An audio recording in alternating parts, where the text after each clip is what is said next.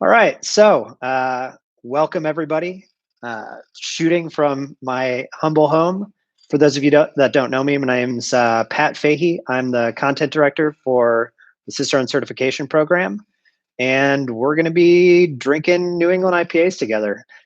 So during this period of time, I know a lot of people are probably cooped up at home. Everybody from the Cicerone program is all working from home right now.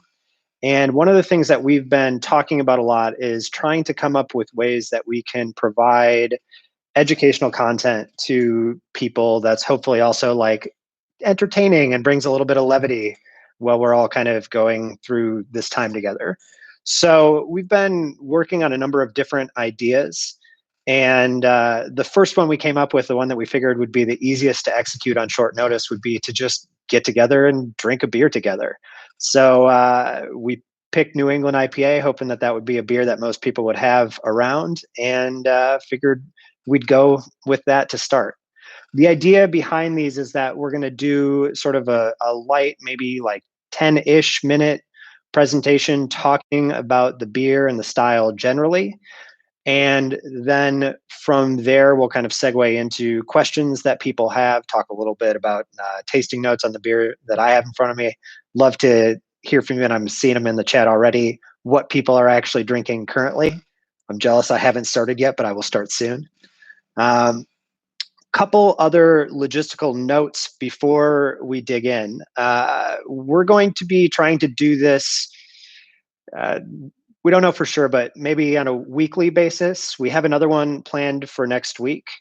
In trying to come up with a beer to do next week, one of the things we were talking about at Cicerone, we've had Belgium on our mind a lot recently because we've been working on the Road to Cicerone Belgium course book for like the last year and a half almost.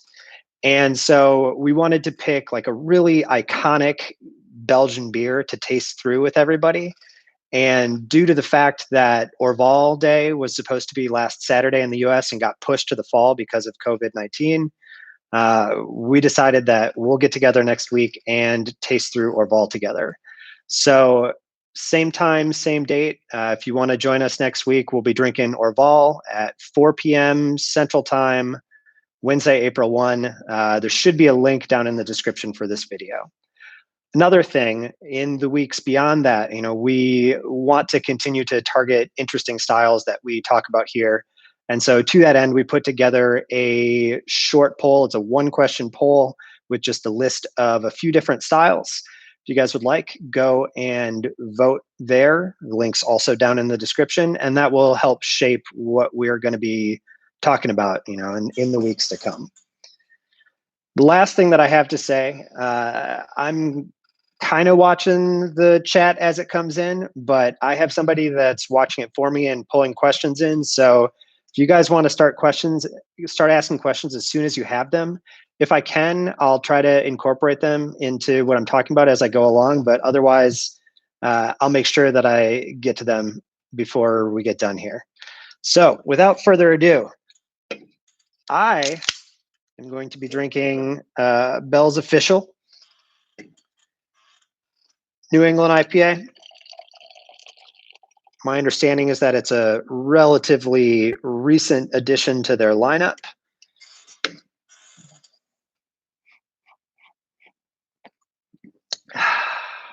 Cheers, first of all. Thank you guys for joining us, and thanks for sitting down with me as I sit and drink a beer and wax poetic about this style.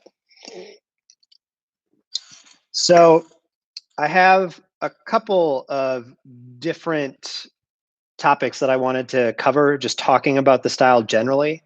And the first thing that I wanted to delve into just really quickly is like a loose history of the style, because this is a style that has sort of exploded onto the scene in recent years, but its history goes back a little bit farther than I think a lot of people know. So the beer that most people consider to be the first New England IPA, or the first example of this style, is a beer called Heady Topper from The Alchemist in Vermont. And like I said, this style has become really popular within the last maybe 2, 3, 4 years. Um, First time that alchemists brewed Heady Topper was nearly 20 years ago, 2003. And so when they first made that beer, it was just a one off. It wasn't necessarily intended to explode or become extremely popular.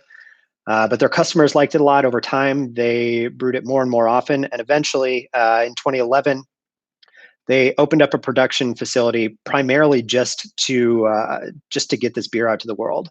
And I remember actually being out at Alchemist, I think in 2013, and like even at that time, people were driving in from all over the place to get the maximum allocation, which I think was 2 cases of the beer. But the beer was tremendously popular, and over time, in the early 2010s, some other breweries in the area, like Hill Farmstead, Maine Beer Company, started sort of emulating this type of beer.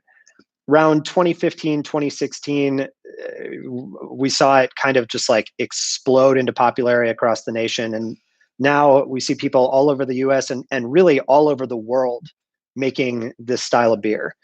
So, one other note on this beer: different people call it by different names. New England IPA is the name that BJCP now uses for the style, uh, just in part because of its sort of genesis in the New England region of the US.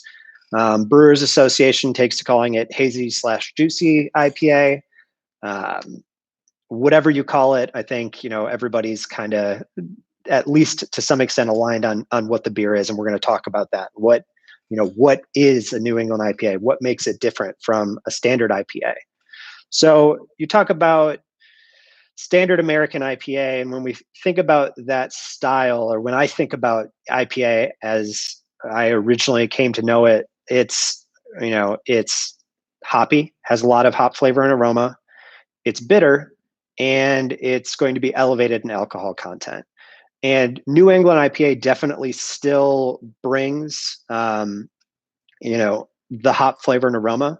In fact, I would say that of all of the different IPA variations that are out there, New England IPA is probably the one that is the most forward in terms of its hop flavor and aroma.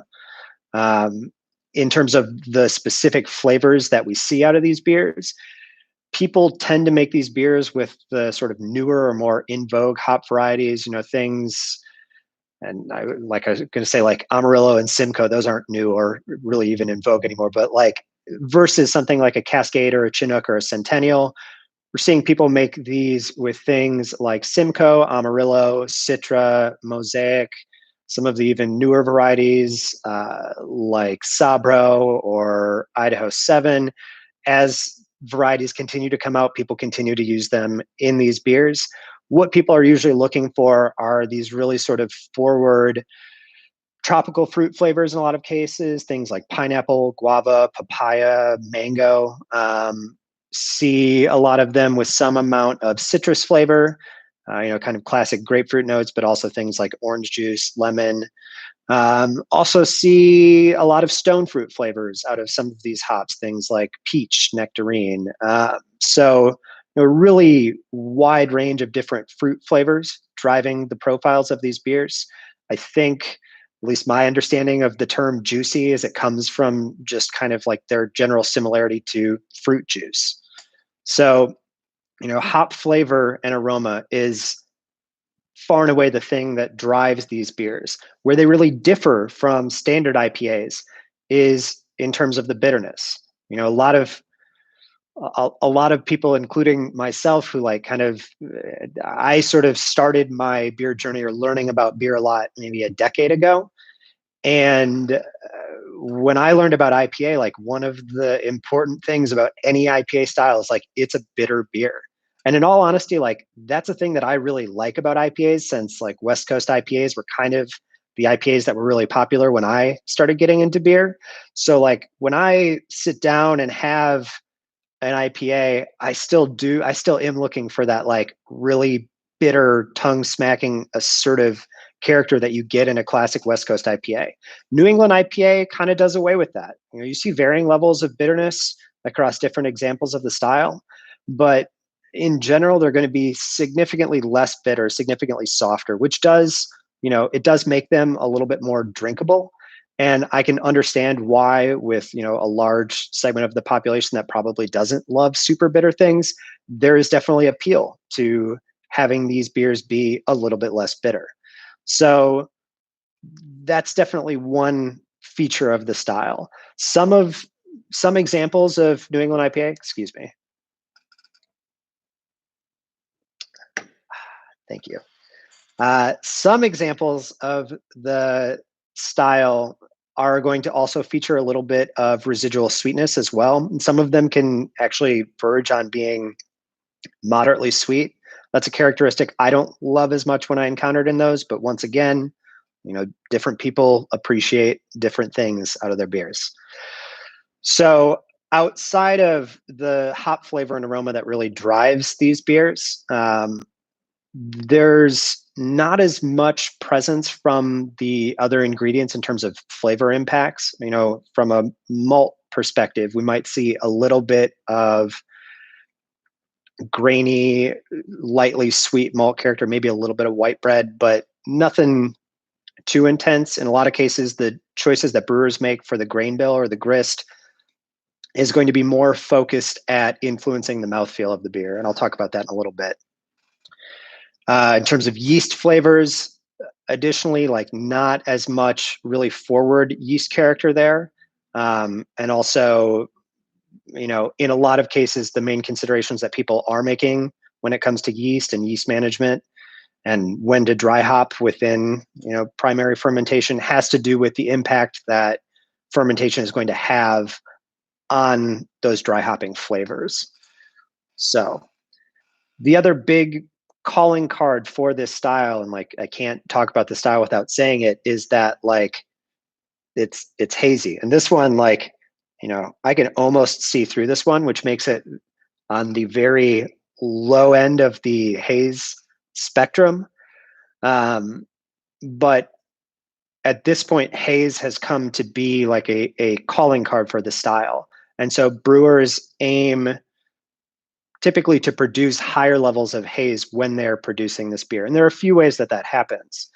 Originally the reason why this style was hazy is due to really, really high levels of dry hopping that are used to make it. I did a talk about New England IPA at Braubevial in Nuremberg last fall. And so I talked to a number of brewers in preparation for that, just to ask them about their general hopping rates. And the dry hopping rates on some of these beers it ranges between like extreme and absurd. I saw an average when talking to people of like in like the 4 to 6 pounds per barrel. But some brewers I talked to were doing upwards of like 10 pounds per barrel dry hopping, which is just absolutely insane. So, all of that hop matter, all of the tannin compounds that you get or the polyphenolic compounds that you get from hop plant material are one of the things that contributes to the haze in these beers. Brewers also have taken to brewing with things like unmalted wheat or flaked oats to help boost the level of haze that you get in these beers. And additionally, like I mentioned earlier, those decisions on the grain bill are also going to help give the beer kind of like a softer or fluffier mouthfeel as well. And then we've also seen some brewers over time making these sorts of beers using things like flour or even fruit pectin to try to haze them up. Some brewers are definitely not a big fan of those techniques. I would say you should be able to accomplish what you're looking for with standard brewing ingredients, but I'm not going to fault anybody for what they're doing. So before I dig into questions, talk a little bit about the beer I'm drinking. So like I said, Bell's Official. I was mentioning that a lot of these beers are going to be hopped with sort of a wide variety of different hop varietals. I took notes, so let me see. Hops in this are Mosaic, Citra, Azacca, Amarillo, and El Dorado. This one's a little bit softer than a lot of other examples that are out there. A lot of the New England IPAs that I've had trend really hard towards tropical fruit. And this one, the focus, at least to me, it's a lot more like peach, nectarine flesh. Um, it's also got a little bit of like a orange juice character and kind of like a grapefruit pithy note to it. The bitterness is still significant. It's not like what I would expect out of a standard American IPA, but it still has a fair amount of bitterness to it, which kind of contributes to that grapefruit pith character that I'm picking up. And then, you know, beyond that, it also does have kind of, and I don't know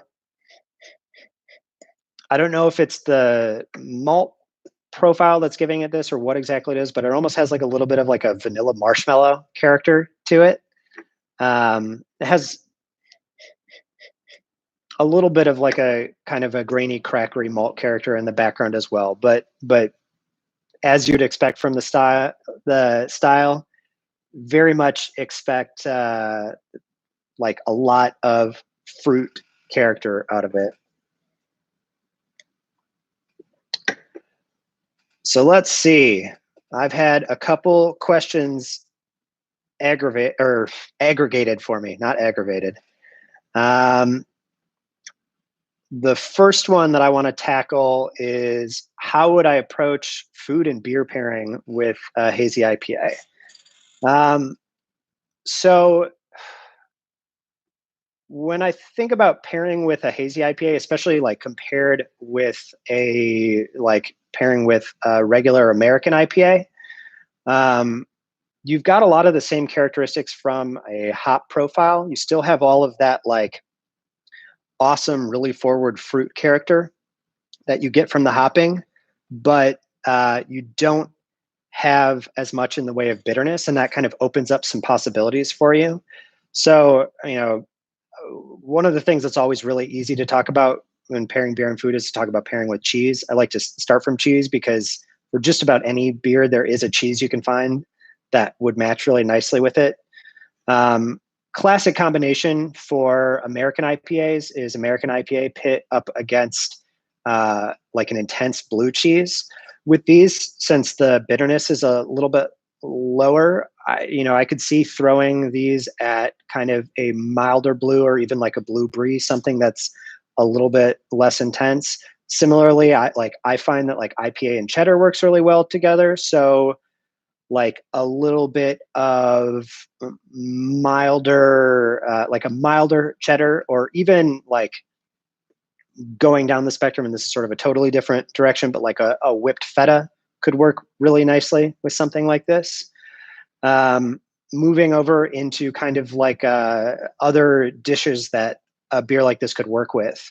One of the things that's a common caution when you're pairing food with an IPA is that in general, you want to avoid pairing with anything that is too spicy because the high level of bitterness can really exacerbate capsaicin heat and make it somewhat unbearable.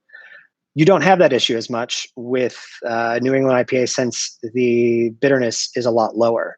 So, I look to certain spicier dishes that also tend to pair well with those sorts of fruit characteristics. I think like jerk chicken or like blackened shrimp, blackened chicken, where like that might be really nice with a pineapple mango salsa. Like instead of that salsa, let's do a New England IPA and have it provide kind of those contrasting tropical fruit notes. Same kind of thing with like look at like Korean fried chicken tossed with like kind of like a sticky kind of spicy glaze. That sort of thing could work really well with some of the fruit characteristics that you get out of one of these sorts of beers.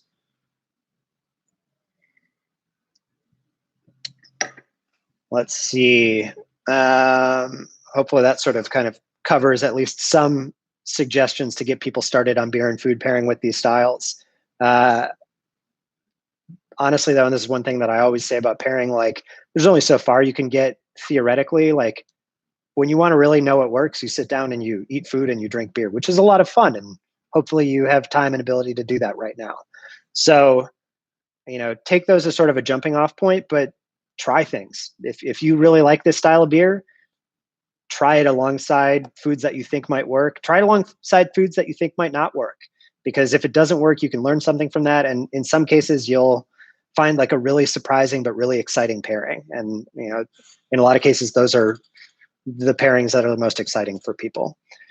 Have a question on what brewery really started the New England IPA craze. I'm guessing that goes beyond sort of like the idea that Alchemist made the first one, in terms of like what brewery really kind of like pushed it into popularity. And I don't necessarily know on that front. I think, early on, there were a number of breweries still kind of in that New England region that really kind of helped to push this into its current level of popularity.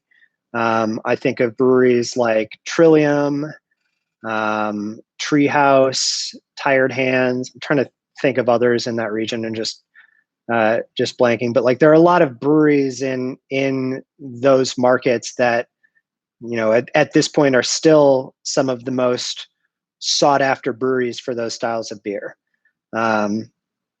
Eventually, we did start to see people in other parts of the country making those beers and being extremely popular for their versions of those beers. I think about breweries like Monkish comes to mind as one on the West Coast that from like early times was a very popular producer of these beers outside of the other beers that they make.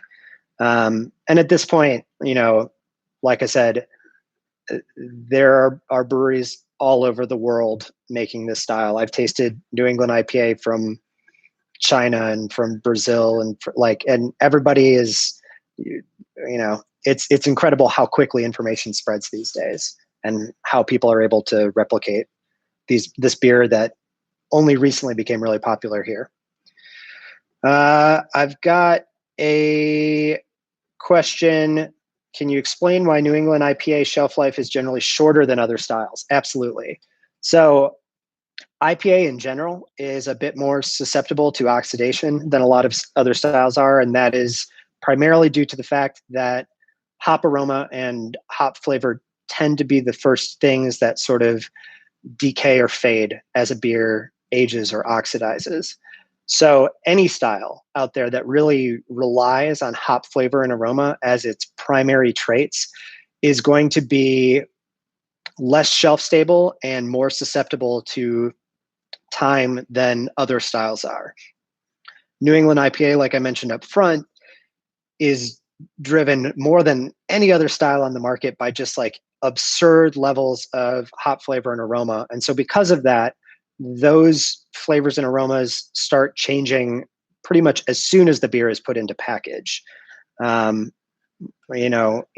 all cases, any beer like this is probably going to be best within 4 to 6 weeks of being packaged. I can't remember the brewery, but I do believe it was a brewery out in California that put out their New England IPA with a 21-day shelf life, which is like really ambitious, but it says a lot about, the fact that they feel that beer really only tastes the way they want it to while it's still within that short time frame.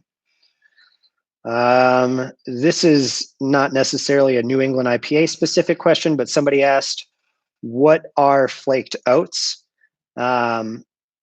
Flaked oats are a form of oats that are processed for use in brewing. We talk about the primary grains that are used to make beer. We're looking at like barley malt and wheat malt. And those grains are made through the malting process, which takes a period of time and involves kind of like careful monitoring to make sure that the grains develop appropriately.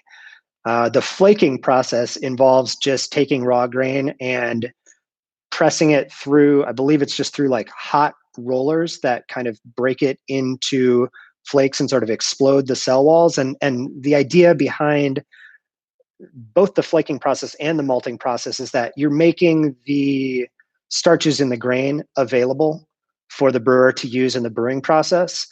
the flaking process just does it much faster. You don't get any of the flavor that you would see out of like a malted grain because it's not toasted. And you also, like, the starches aren't as broken down and the proteins aren't as broken down. So you get a lot more residual long chain sugars and longer chain proteins out of flaked grains.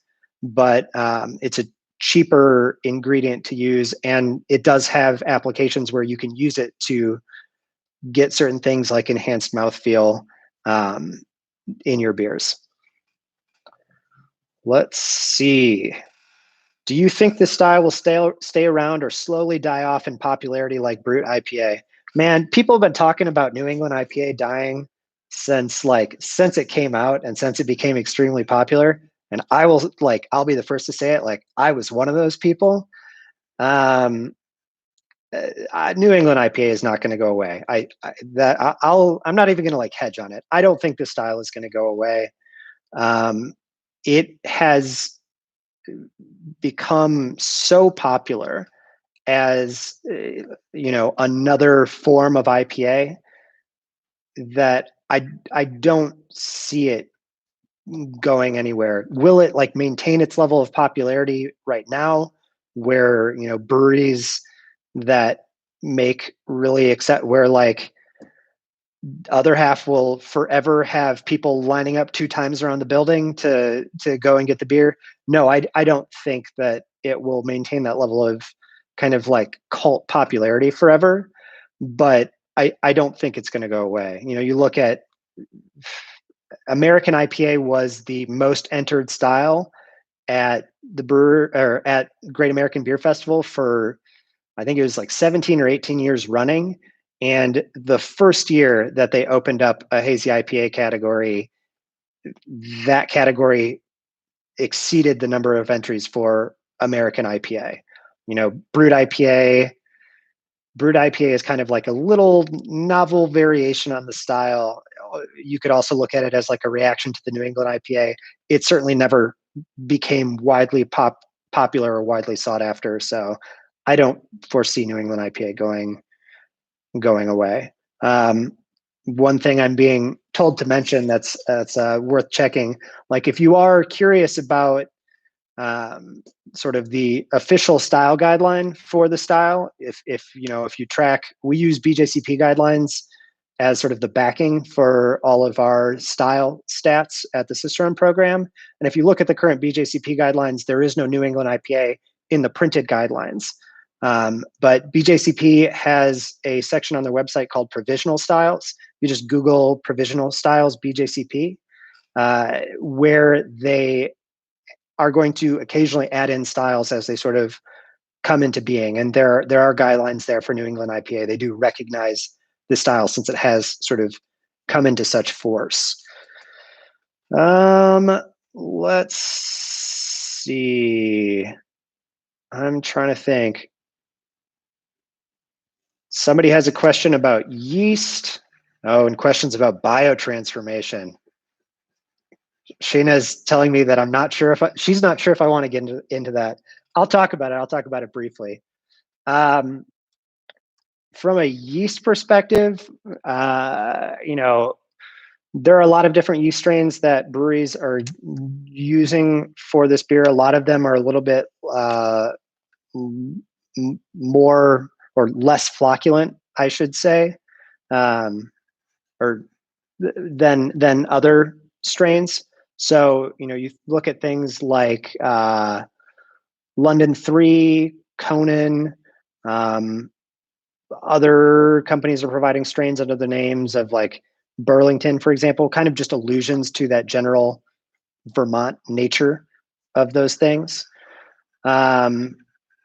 Talking about biotransformation, the biotransformation is like a huge buzzword when it comes to these styles, and it's a thing that people have talked about for a long time as like, biotransformation is really what's important in what makes these beers special. What biotransformation means is biotransformation is like when a living system transforms some chemical compounds into something else. Fermentation, transforming sugar into alcohol and carbon dioxide is a biotransformation. When people talk about biotransformation in the context of New England IPAs, what they're often talking about is the conversion of various hop oils or hop compounds into other things. So for example, one of the things that like yeast does during fermentation as a byproduct of fermentation is it produces esters. This is a thing that a lot of people know about and understand as a common component of a lot of different beer styles. Yeast makes esters from acids and alcohols. There are a number of different hop oils like linalool and geraniol that are alcohols. And so yeast can transform those hop oils and make things like instead of linalool, they can transform it into like linalool acetate or geraniol into geraniol acetate. They have different flavors. It's part of what's going on. But it's not necessarily as novel of a process as people make it out to be. It's already something that people know is going on.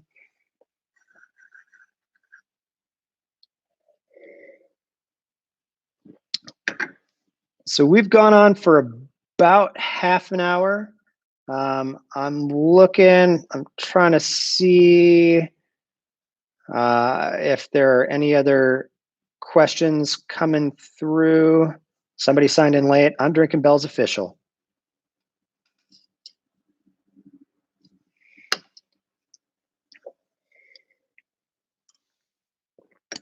Is hop creep something we can talk about? We can talk about hop creep a little bit. Hop creep is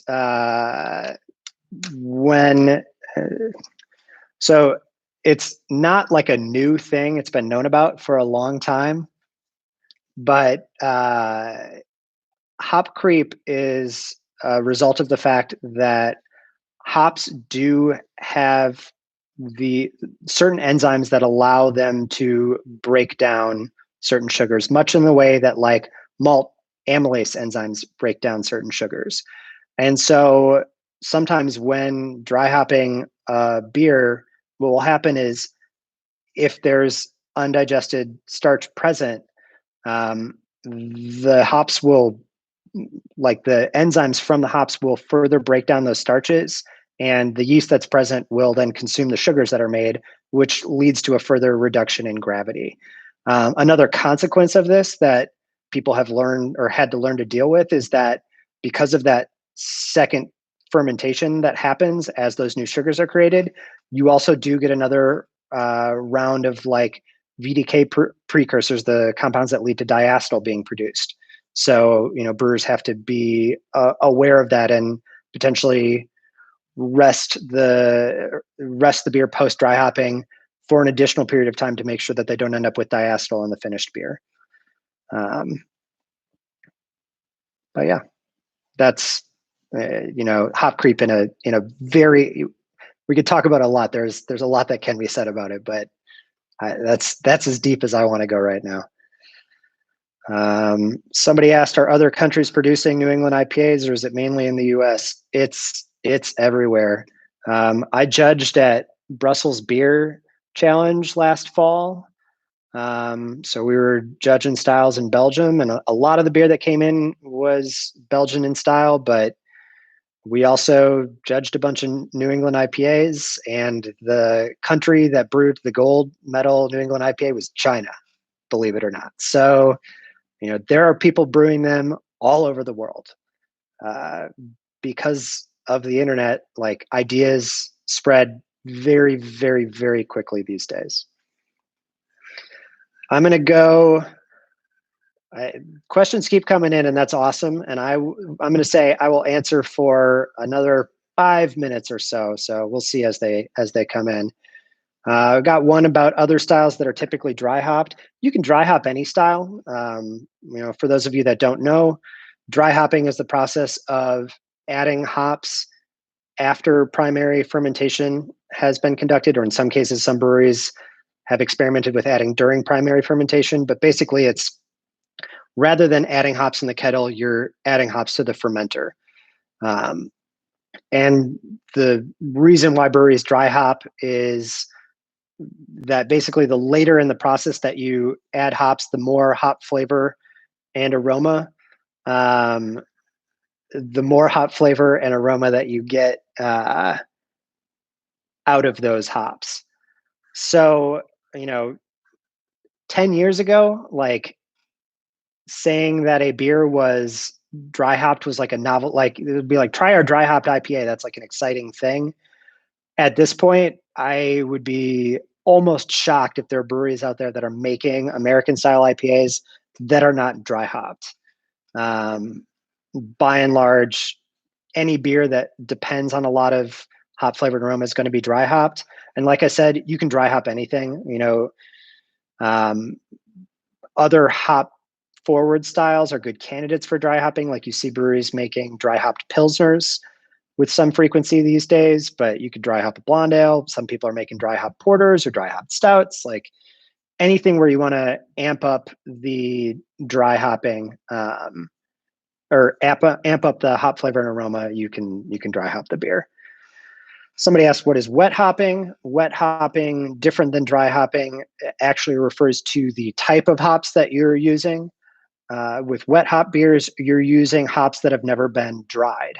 So when hops are first picked, they're typically going to be dried in order to preserve them over time. I'm being encouraged to take a shot of Malort. We'll see.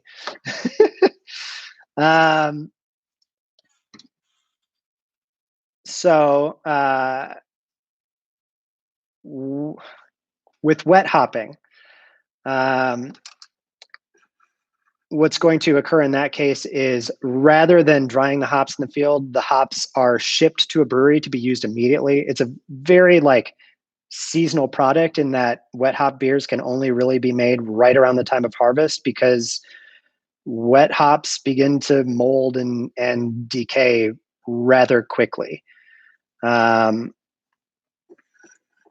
So, you'll see wet hop beers produced usually around, I would say like, hop harvest is usually August, early September. So a lot of wet hop beers come out like late September, sometimes on further into the fall. But it's like a very specialty product. And the hop flavor and aroma is very different in that, because the hops aren't dried, there are some very volatile aroma compounds that are still present in them. A lot of times wet hop beers are going to be really kind of like grassy and grassy and almost have like a raw character to them. They're not necessarily my favorite, but some people really love them. If you're curious about American beers or more about like hopping regimes, one of the most recent Road to Cicerone book that we put out was the American Styles book, and we do talk at least a bit about dry hopping and wet hopping and those concepts present there if you're curious. So let's see. I've seen some questions on like water profile for New England IPAs, and to be entirely honest, I am not 100% sure on what breweries are doing with water chemistry when it comes to New England IPAs. If I had to guess, a lot of breweries for classic American IPAs are going to like do some sort of Burtonizing, so adding calcium sulfate. You probably don't see that because breweries making New England IPAs don't want to exacerbate the bitterness of those beers, but I'm not 100% sure on that. And I think on that note, that probably covers it. So going to sign off. Thank you guys all for joining me. Enjoy your beers out there, and hopefully I see you guys in a week to share Norval.